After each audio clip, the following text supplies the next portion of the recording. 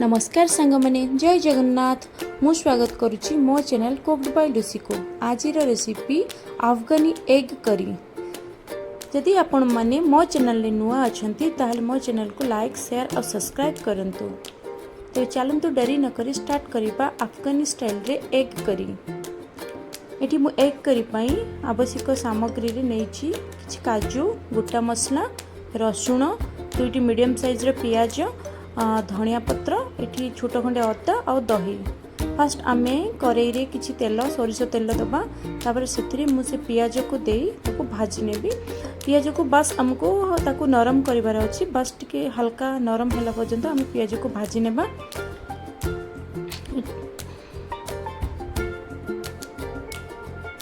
एठी पियाज नरम हे जायछि आमे एई टाइम रे दबा रसुण आ अदा और अदा रसुण को देई आमे पुणी एक किछि समय पई भाजी नेबा, जाद्वारा कि अदा रसुण रो कंचा बास्ना रहिबो नै, मसला रे कंचा बास्ना रहिबो नै। एठी हे जायछि को आमे एबे एक ग्राइंडिंग जार को काढी नबा, सेथिरे दबा किछि धनिया पत्र आ काजू देई एहार एक पेस्ट आमे प्रस्तुत करबा।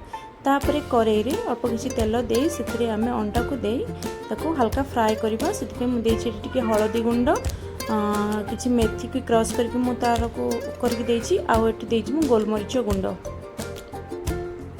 तापर एको आमे भलो भाबरे भाजी नबा, एमती हल्का भाजीबा। तापर एठी देखंतु हमर पेस्ट मु प्रस्तुत कर नेछि। तापरे आमे तेल रे दबा गोटा मसला को किछि भाजीबा। तापर सेथिरे आमे दबा प्रस्तुत कर रखिबा पेस्ट को। तापर एको आमे भलो भाबरे आमे एको कसिबा।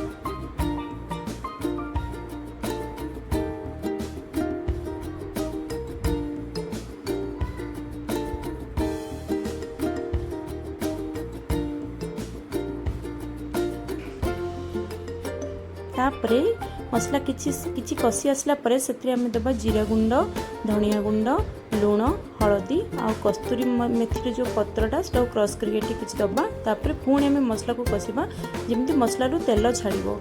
मसला को जत्ते भलो कसिले तार टेस्ट सेते भलो आस्ताय। एबे आमे एई टाइम रे दबा